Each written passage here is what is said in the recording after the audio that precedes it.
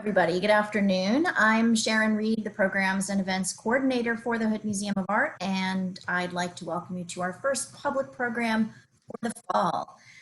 You're joining us today for Innovation and Resilience, What We Can Learn from Artists. Our program today is approximately 45 minutes, and there will be time for questions near the end. Please do feel free to enter your questions at any time during the program into the chat box that you'll see on your screen, and we will do our best to address as many as we can during the time that we have.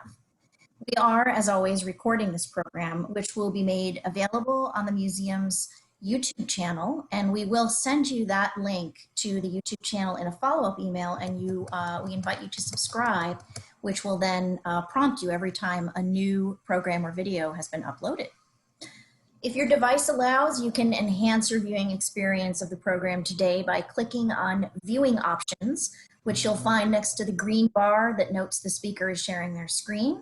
Just scroll down to the selection that says Side by Side, and you should be able to view both the presentation and the speaker without overlap. And you can adjust that vertical bar back and forth to the right and left to make one side larger than the other. You may also zoom in on the presentation by adjusting your zoom ratio, also under Viewing Options. And if you're joining us today using an iPad, you can use your two fingers to zoom in and out while touching the screen. And now it is my pleasure to turn the program over to our presenters today. John R. Stomberg, Virginia Rice Kelsey, 1961 S Director of the Hood Museum of Art, and Vivian Ladd, Teaching Specialist. Thank you, Sharon. It's great to be here. Welcome to the Hood, and as we like to do at Dartmouth, I'd like to acknowledge the fact that Dartmouth is located on the unceded lands of the Abenaki peoples, and this reminder serves as a way of staying connected to the land, the people, and the histories that we occupy. Today, I'm joined by an old and dear friend, Vivian Ladd. We went to graduate school together about 2 years ago, I think, maybe 2.5 years ago, just about, yeah. Fresh out of and ended up later in our career, both at the Hood, which has been a dream job for both of us. Today's talk will be a little different, and we hope we've clued you in to that from the title, What We Learn from Artists. And we are going to allow ourselves to slip into the first person on a regular basis throughout this talk. And we're talking about three very different artists, but who also make art that has really similar conceptual frameworks and that offer gifts having to do with, we all hit walls in our life, and we all need to find ways through tough times. And it's for those reasons that we thought this talk was appropriate today as we enter another season of COVID-19 pandemic that has really shaken us all to our roots. So we thought we would not just look at the art today, but talk personally a little bit about what we learn from the art and the examples that artists set for us, both professionally and personally. So with that as a tee up, I turn it over to Vivian to get us started. Hi, everybody. As the teaching specialist at the Hood Museum of Art, I have had the pleasure to work with this collection for 27 years. As a museum educator, it is my job to help visitors deeply engage with works of art. So for this talk today, I'm going to orient you to each work in our presentation before sharing my thoughts on our larger theme. Our first work of art today, sorry, I got muted there for a moment. Whoops. Can everybody hear me? Is that okay? Great. All right, our first work of art today is the work hanging on the back wall. When visitors first encounter Hover by Ellen Natsui in the galleries, they are often awed by its size and its presence. This gleaming tapestry stretches about 16 feet across the wall, about 20 feet when lying flat. It's draped and gathered so that it undulates across the wall and catches the light. The colors vary from white gold to yellow gold, and there are stripes, which include touches of red and black. This work changes with every vantage point and every photograph. Sometimes it looks bright and gleaming, and at other times, a bit more sedate. When visitors stand back and gaze at this work, they often see topography, rolling hills and deep valleys, or undulating waves, turbulent water. Others see ornate drapery or a tapestry, perhaps something from a royal household. Upon closer inspection, visitors come to see the painstaking process involved in the creation of this work. The entire surface is made up of strips of metal, notched on the ends. These metal strips are joined with tiny thin loops of copper wire. And if we look even more closely, you can see that these strips of metal are actually from alcohol bottle screw tops. Essentially, they've been cut, their lids removed, the sides split and flattened. Most are displayed so that the interior shows, creating the different metallic shades in the work. Others are displayed labeled side out, revealing brand names, patterns, and colors. They've been squeezed and crushed and arranged vertically or horizontally to create those stripes that we noticed earlier. So what to make of this work? It's made of trash, but it gleams like a treasure. Is it a sculpture? Is it a tapestry? Was it made by one artist? Was it made by many? It is extremely visually appealing, but its materials suggest a darker message. I'm going to toss things over to John to talk us through the thinking behind this work of art. Thank you. May I please have the next slide? So when we look at Elle's work, there's something very physical about it. So I wanted to start with a few slides to show how it gets installed and to demonstrate to you that the artist is actually not present at this point. As we unroll this enormous work from its home on a large tube, the artist is in Ghana and has abstained from further comment on the arrangement of the actual work on the wall. The person making the decision today is the gentleman on the left, who you see with that dapper cap. That's our old friend, the curator of African art, who has now moved to the Museum of Modern Art in New York. That's Smooth Nzewi. And it's up to him to choose the final layout of this piece. Now please have the next one. And working with a crew of people, they will, with real, it takes muscles to get this up, and screw guns and hammers, and it's a lot of work to get this on. When it's up, it looks effortless, as though somebody lifted a sheet and swung it onto the wall and it just stopped somehow magically. And that is part of the magic of the work. But Elle came to a very interesting lesson for modernism, which is that he takes his work 85% of the way. And then the museum or the owner takes it that last 15% by choosing the specifics of the way it was installed. This reflects his social belief in collaboration, in joint effort, in the beauty and poetry of people working together to make something new. It also signals his willingness to relinquish some control. Elle has been a teacher for a very long time. May I please have the next slide? He started out working on a fairly humble scale and came to this work later in his career. And one of the reasons why this work is so important to today's talk is that it's the result of a moment in his career when he had sort of hit a wall. It's hard to believe when you look at this. It seems so obvious in a way, but it really took him a long time to get to this point. So may I please have the next slide? I'll do a very abbreviated art history of Elle's work.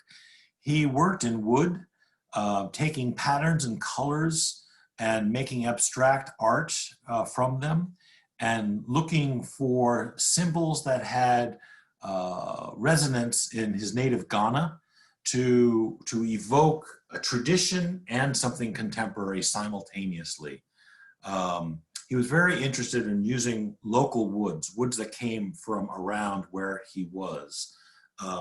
He eventually became quite successful. As I said, I'm going quickly. I'm up to the next slide. And he began working in Nigeria at the Nsukka School, where he is still sort of the legendary professor of there, although he's retired. And began working again with a local material, clay, that was very heavy in manganese. So you get all these black spots in this clay. But like the last work, and in this work, you're beginning to see a familiar set of lines, curves, things that feel like veins, something arterial, something internal, something of the body. And then looking forward, you see that he's beginning this technique of adding things to it. Ceramics is often a form where it's a singular form, a singular ball of clay has become something. And he's really taking this in a very different approach. Each of those pieces would have been separately made. And then please have the next one. Next slide. He moved on, and this was his breakthrough group of works, these woodworks. He moved on to making these starting really in the 80s, and they can be rearranged by the owner. And that was the big breakthrough where he started relinquishing control for the final composition. He would make them all in a line. So you can see, you can almost, if you study this long enough, you can recreate the order that they were created in your mind. But he rearranges them. The interesting thing to me about that is in talking with him, it's not a total free-for-all. He still anticipates that you will work hard at making good compositions, that you will work hard on making it exciting and not kill the work of art by making it really a dud or quiet. There's also, really quickly, there's a connection to New England with this. As a young man, he applied for and received an art residency in Cummington, Massachusetts, Western Massachusetts. And the only art supplies provided at this residency were logs and a chainsaw. It's very kind of Western New England. And he learned to use the chainsaw to draw at that point. And then please have the next slide. As I mentioned, he was a teacher for a very long time. And one of the lessons he had to teach was that as students in Africa, you're not always going to have access to great art supplies on a regular basis, even if you could afford them. So you have to learn to use what's around you, the local clay, the local wood. And on a walk one time, he had found a bag full of the results of a recycling effort. You know, you take all this stuff off the glass jar and then you can replace, get money for the glass jar. But this was the detritus. And he had it in the studio for a while. And at a moment when he felt he really couldn't go any farther with the other work, he turned to that bag, and that bag provided him with a breakthrough. Really quickly, these works were able to both give him a visual image that he was interested in and attach a lot of the big world issues like consumption, waste, and the environment, Africa's role in the triangle trade, enslaved Africans for rum, for sugar, for other goods.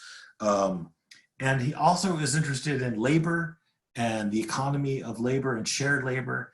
And his success has allowed him to set up a studio with benefits and the whole thing for almost 30 or 40 artists who work for him on a regular basis. So to wrap up, L's wall was changed forever by a bag of trash he found on a walk. I'll leave it back to Vivian. Nice, thank you, John. Trash to treasure. Our next work of art is a large painting by the artist Jane Hammond. It's almost 6 feet square, but it's a little bit taller than it is wide. And it is primarily red. It's painted thickly, one could even say encrusted with this rich dark vermilion. The imagery is jarring and unusual. Set within what appears to be a scene from outer space, complete with stalagmites and craters, is a tall figure and two structures. Snow or ash is falling from the blackened sky. The figure is loosely drawn like a cartoon. A small human, dressed in a long jacket and pants, is concealed as indicated by the dotted lines beneath a larger than life-size puppet. The human holds the clownish puppet above its head with a long dowel, only its feet poking out underneath. The clown's face is a caricature. It's elongated and white. He has a huge nose and ears, and his eyes stare blankly into space. He wears a pointed turquoise hat and a turquoise collar above a long yellow drape. This yellow is repeated in a strange tableau set on top of one of these stalagmites. An igloo, two dogs, and a dog sled appear. Again, they're loosely drawn very informally. And in this detail, we can see the surface of the painting, the way the white snow or ash is daubed onto the surface, and the way in which the artist has scratched into or etched into the sky with this lively crisscross circling pattern of red and black and gray. A little harder to see is this little detail in the lower left corner. There's a log cabin. Yes, a log cabin, which is hard to see because it's the same color as the painting. You can just make out the chimney and the front doorway. Visitors are often drawn to this painting because of its size and its lurid color, but then are at a loss as to what to make of it. I have to say, I shared that feeling when it first came into the collection. Is it a surreal painting? An image from a dream or a nightmare? What on earth could explain why these three objects appear on this Martian landscape? Is it an illustration of some fantastic unknown story? For some visitors, this ambiguity is whimsical and delightful. For others, it is frustrating and elusive. But this painting is actually the result of a classic artistic challenge: what to paint when facing the blank canvas. John. Oops. That's perfect, yes. So why am I showing Frank Stella? I am not in any way going to pick on Frank Stella, but in the 80s when Jane Hammond began to paint, Frank Stella was like the god of the art world. This is what all young artists should be striving for. And for those who didn't want to, it was a real challenge. Like, what do you do if you want to paint images? Are you allowed? Is it permissible to paint images? So that was the wall against which Jane Hammond found herself banging when she first got out of art school. Moved to New York, was going to be a big artist.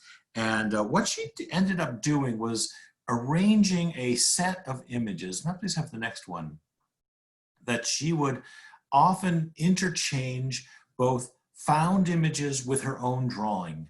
And her drawing is exquisite. And in this vase of flowers, it's hard to decide when it's Jane drawing and when it's a collaged element from somewhere else. It's a combination of both. The aster, for example, is her drawing. I believe the feather is, some of the roses are her drawings. But when you look at them, what you've got is a merger of her hand and images from the outside world. And that ends up being the key discovery or breakthrough for her, was that humans aren't solitary figures that are mono-thoughtful. We are infinitely complex, dichotomist. We're even inconsistent and multifaceted and complicated and kind of messy. So maybe she could actually do a form of intellectual minimalism while also embracing images. Now please have the next one. So this painting emerged from that very time in Jane's life when she had decided to set herself the goal of selecting 276 images, and those images would be Jane. Those 276 images were what would be her in different combinations. And they all had different resonance for her. And these could be mysterious, they could be cloaked, but they are all autobiographical. So for example, in this one, the title of the work of art actually contains 3 numbers, and the 3 numbers refer to the clown-like figure, the igloo-like figure, and the cabin in the woods figure. Each, as Vivian pointed out, are drawn very loosely in this version to draw attention to the role of drawing, of creating an image. She really very much wanted to make art about art, but also art about her. So her time as living as a young person in Alaska is referred to in both the cabin and the igloo and the snow. Her feeling of having to hide herself in the art world of 1980s New York is referred to as, you know, we can think in a simple way of that's her inside, holding up the clown head and hiding beneath the skirts of an exterior face. So all of this has to do with how you get yourself into your art. How do you make it individual? And how do you embrace the fact that we are an accumulation of all the experiences and all the things we've ever seen? Every artist will talk to you about the fact that, like it or not, other artists are always in the room with you. And they're in your head and they come out, you know. And this is probably why there's occasional lawsuits having to do with music. Like, how could you possibly be a musician and not have a riff from somebody else's song work its way into your music on occasion? Well, it's the same thing with Jane, although she's doing it very deliberately here. And then she did want the mystery of a Martian landscape. So this is her imagination of a Martian landscape in which all of this takes place. And she even kind of evokes it, the planetarium idea, or the inside of the igloo, with the sky, which seems to be, you can see sort of concentric rings and a geometric pattern emerging. So it's as though the whole thing is in its own little snow globe. So this is a snow globe of Jane and the things she identifies with. So her solution to feeling like she had to eliminate herself from her art, that otherwise would be a high crime in the art world, her way was to sneak it in the side door by using common images that add up to little reflections, little bits and pieces of Jane throughout. So her whole body of work altogether is an immensely complicated, contradictory, messy self-portrait, if you will. Thanks, John. Our last artist is Jeffrey Gibson, whose work has an undeniable presence in the galleries. I hope you've all had a chance to see this work in person. At 7.5 feet tall, it towers over visitors and compels them to walk around it. It's hulking and graceful, fluid and sharp.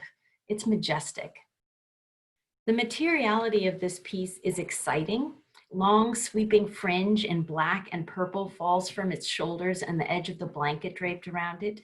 Its base is a tripod of driftwood. In this view, we can really see the gesture of the piece.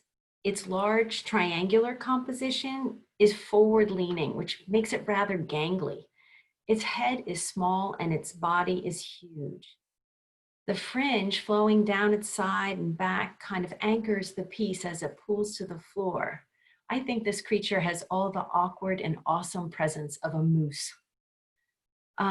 Looking more closely, there are black and white beads, metallic grommets, a painted strip of canvas, waves of rickrack, and silver cone-shaped jingles. Written in white beads along one side of the sculpture is the phrase, "What do you want?"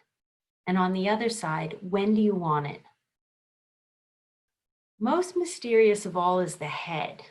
Emerging from this bristling collar of gold, silver, and copper jingles is this ceramic oddity. It's dripping with glazes. The texture around its neck suggests feathers. And you know, its face is just mysterious. Its eyes are vacant, and from its open mouth, it sticks its tongue out at us. Clearly, this figure is otherworldly, part animal, part human, part spirit. It has no gender, but it alludes to identity. The materials are those often used in Native American regalia, particularly the beadwork, ribbons, and jingles. With only the slightest exercise of imagination, the viewer can picture it move. The words along each side suggest the kind of call and response you might hear at a protest. You know, what do you want? When do you want it? The ambiguity in this piece doesn't so much repel the viewer as fascinate. It is a work that inspires wonder and awe.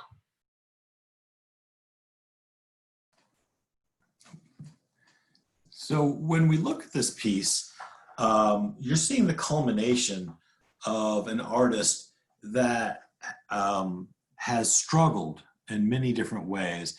And we're witnessing in the late teens, late 20 teens, Jeffrey Gibson on an absolute roll after having hit the depths.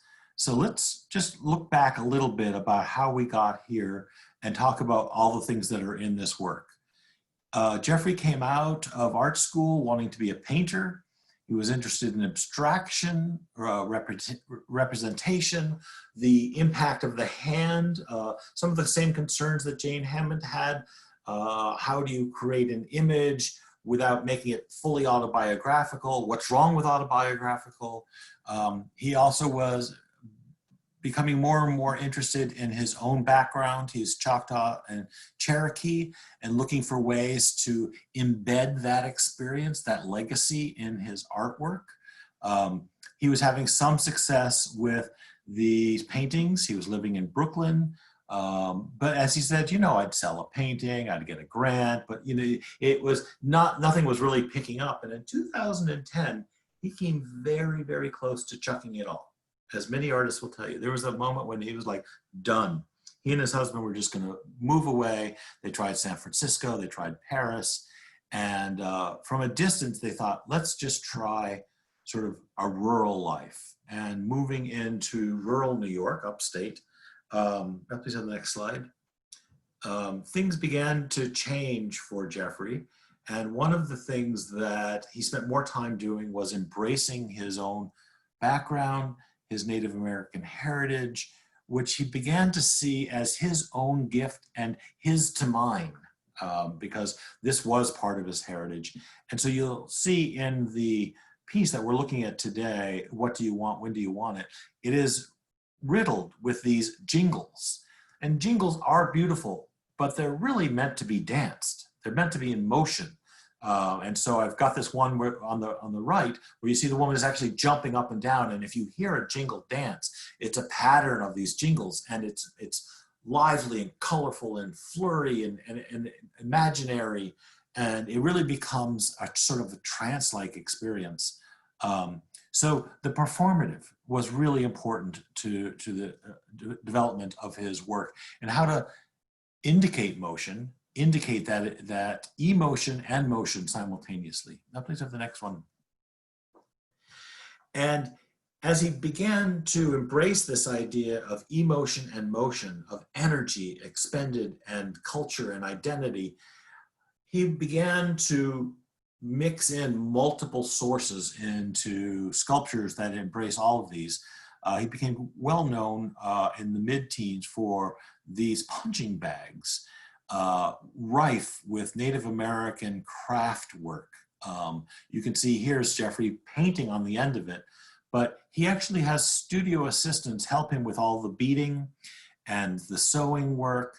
And then you also see one of his, you can maybe recognize that that's a painting just on either side of the band that says Everlast. You can recognize one of his paintings that has now been unstretched and sliced. So his own artwork goes into this as well. He's combining both his own personal vision and the work and labor of people who work with him. Please have another one, the next slide. And turning out these bags, and you can see that that painting around the word Everlast looks very similar to some of the paintings that we've seen. So what you see in this punching bag is, if you could punch it, you would hear a jingle. So, you know, it evokes this idea of punching, of violence to all of this Native American tradition. And then he himself is right there in the middle. So he himself is the embodiment of Choctaw and Cherokee legacy. So any violence to this bag also is a very personal violence. But it has a ring of collaboration, of family, of group work. And may I please go to the next one? That it reaches its summation in a work like this. You can imagine now this as a dancing being, something that otherworldly, moving through our space, both scaring us and giving us a sense of awe. Both known, we recognize something human, something living, and something totally unknown.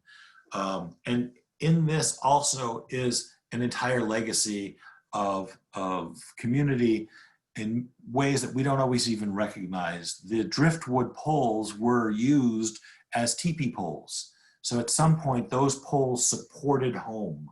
So they are found objects, but they also have the traces of a lifetime of other people. And then this big mysterious head, which he has made himself, is both kind of scary and otherworldly and oddly convincing as humanoid or animal. So we recognize it and we don't. So in summation, Jeffrey, like Jane and like Elle, had hit a point in their life where they were really challenged for how to move forward as an artist, how to feel good about being an artist.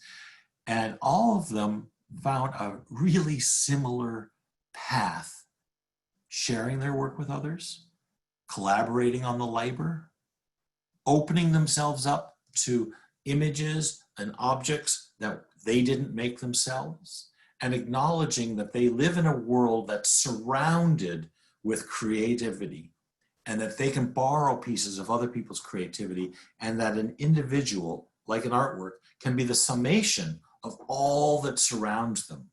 And so Elle, it was the simple practice of recycling in the woods of Nigeria. For Jane, it was the complicated world of the flow of images in New York City. And for Jeffrey, it was an amalgam of imitation and imagination and acknowledgement of Native American legacy and pushing forward into ideas of contemporary art and the ways that it can evoke motion and emotion and identity. So three very different artists, three very different solutions, and yet they're all totally similar in a way. So I think that's where we're going to wrap up. Turn it back to Vivian for a moment. Great, thanks, John. So these three artists offer models for creative problem solving. In just a moment, John and I are going to share some of the lessons we've learned from our decades of working with art and artists. But before we begin, we'd like to invite you to share with us what you've learned, either being an artist or spending time with works of art. What are your takeaways? What wisdom have you gained? We're going to invite you to share your stories and your thoughts into the chat, and we're going to try to share as many of them as we can at the end of this program. So John, why don't you get us started? What are some of your takeaways? What are your pearls of wisdom? It's been a long time we've been working in this field. It is, and it's been a really satisfying field. And the couple of things. One is I learned that when I was younger, I was always in a rush, that I thought I was going to gain lessons in life that only come through time and experience quickly. And one of the things that all three of these artists demonstrate is that you just keep at it and it accrues and it gets better with time. And all of these artists, as they're all at different ages in their lives, but they've managed to kind of just keep at it and bringing in work that is meaningful and strikes new chords all the time. So the first lesson I learned from artists is that perseverance, it's just absolutely key.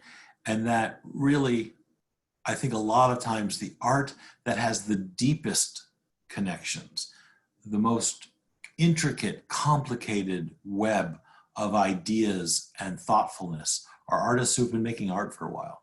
And that, you know, it just does take a while to really have that. It doesn't mean that younger artists don't come up with great art. but by and large, I think that the longer an artist works, the more they have to contribute in a way.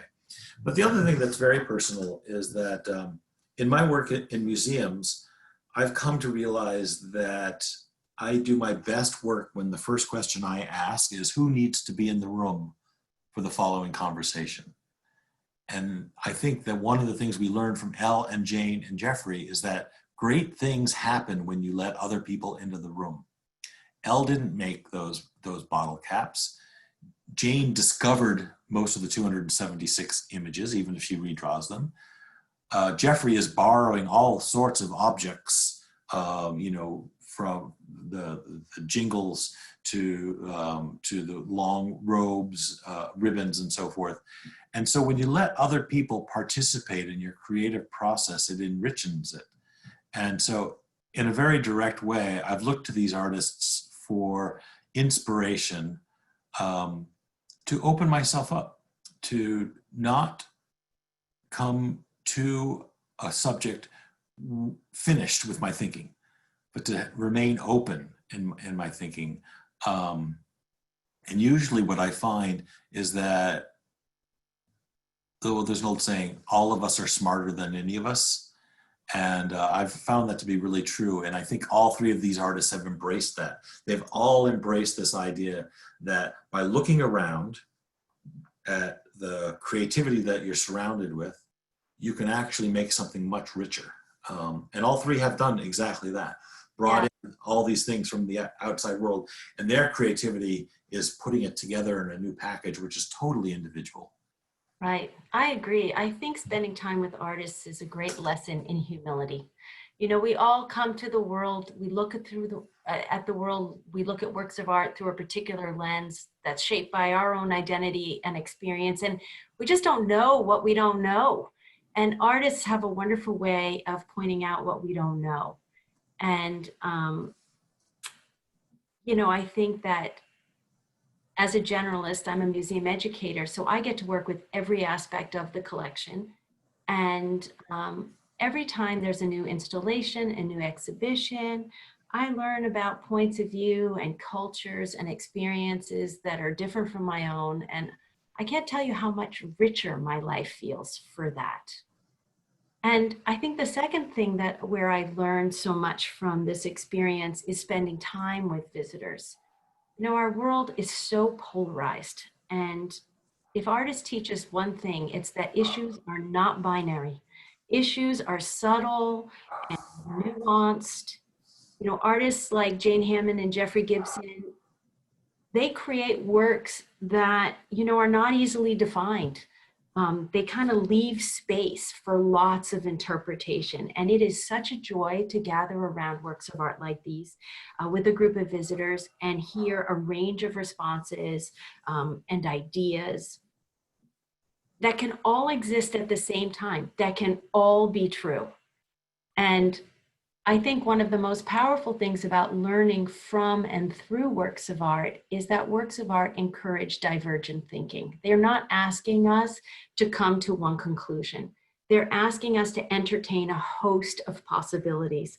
And I gotta believe spending time in that kind of thinking makes human beings kinder and more empathetic and perhaps just a little self-righteous, a little less self-righteous. So with those couple of lessons, I'm going to invite Sharon back into the conversation to share some thoughts from our participants, and maybe John and I will chime in because we certainly learned more than one or two lessons in our time. Sharon, you want to rejoin us? Yes. How are you? So we do have a couple of thoughts. Thank you. These are really wonderful lessons learned. I wanted to jump back to one of John's thoughts when he was talking about great things happening when you invite others into the room. That whole idea of collaboration, found objects, looking around to see what surrounds you. And we have a couple of thoughts that do relate to that. We have a local artist who notes that they use a lot of recycled items. Paint and etc. And they are really excited about using that. We have someone else who notes that often the connections between ideas are not necessarily linear, And sometimes the things that seem most disjointed in relation to each other are actually connected. And they've learned to be open to the connections and see great growth in bringing things together that are not alike. And that helps to create, actually going back to you, Vivian, divergent thought. So those are a couple of thoughts that people have popped in. And then we have something else, again, relating to what Vivian just mentioned. Someone mentioned that they use things they've learned from starting more than 20 years ago, and they wanted their students to see and hear the paradigm shift from Baroque to the Neoclassical. So they listened to Bach and looked at Peter Paul Rubens, The Garden of Love, examining what do we see. And then they listened to Mozart and did a close look at the Jacques-Louis David Oath of the Horati. Thank you. And they have done some work at the Hood using art as a critical thinking tool, and they feel that has definitely made them a better teacher and their classroom a more dynamic environment. And they said thanks. That's awesome. Can I just comment on just a couple of those? You know, I think that what we're hearing is that, you know, we have a lot to learn from the way artists solve problems, the kind of thinking routine that artists engage in. And I have to say, this is one of the most precious things I've learned in my life. When I encounter a problem, I always think, what would an artist do? And, you know, I don't know, I'm not an artist myself. And so I'm sort of speaking from my observation about artistic practice. But my sense is that artists go in two ways. One, they're really resourceful. I mean, they have a great ability to acknowledge their own strengths and weaknesses, and to look around them and see where resources are available that they can use. You know, they don't tend to be deterred by the obstacles so much as seeing potential. Like Elle, for instance, you know, obviously, you know, garbage and this mass production of alcohol in this country could be perceived purely as a problem, but he saw potential in that art material. And then this, they're not afraid to look for models. They're trained to look for models, in fact.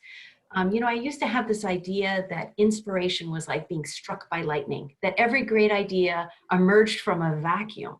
But working in museums, I've come to understand that creativity is often taking inspiration from somebody else's work and tweaking it a little bit to make it your own. And it becomes something entirely new. And so, you know, Elle took his inspiration from royal tapestries and textiles from his country, kente cloth. He married this low, unfamiliar material with this very lofty and transcendent art form, and came up with a piece that speaks to resilience and the ability to overcome challenges. And then by bringing community together to build the work, he adds another conceptual element that's so powerful, the sense that we transcend societal problems together, not alone. So, you know, just combining those two things, what can I do? What resources do I have? And where are the models? And putting those two things together can often create solutions that are better than anything you might have thought of if you hadn't encountered a problem at all. And that is the type of life lessons that we learn from artists. You know, you were talking about the inspiration flash. All three of these artists, this was a very long, slow burn, if you will. You know, Elle had that bag of recycling in his studio for a couple of years before he turned and said, wait a second.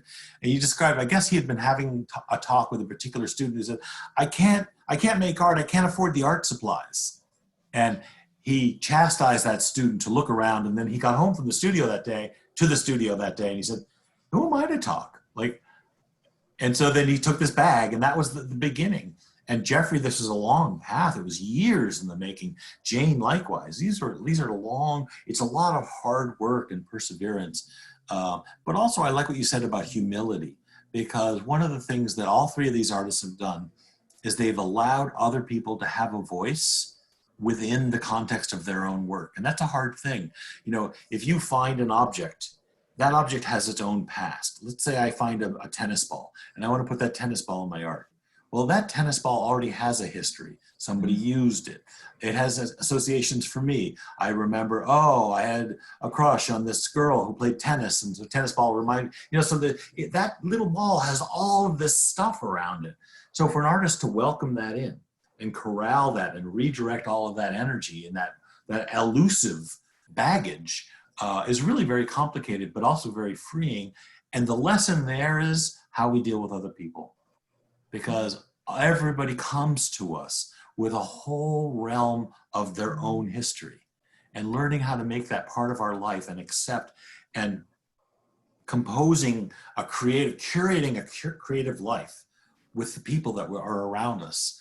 I think that's why we like to talk about art and empathy, to say, hey, this is who this person is. This is how we can relate and move forward. And these are lessons that, as Vivian was saying, are so important today.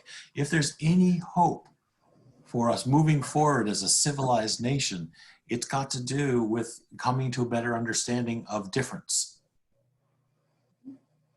That's wonderful. And I think we do have just a few more thoughts that I'd love to be able to share before we wrap up today. And John, going back to what you just said about using objects that already have a story, we have someone who's working on an installation that includes 2 large maples in their yard. And they're working with old t-shirts and ropes, and they're going to hang ropes of bottle tops from the tree. And that reminds me of what you said about, I'm sure there are a lot of stories already inherent in those shirts and the bottle tops. Who knows what those are? And I think that's fascinating. They can be interpreted in a lot of different ways. Are very personal. And then going back to the remarks about Jane Hammond and how she met the challenge of wanting to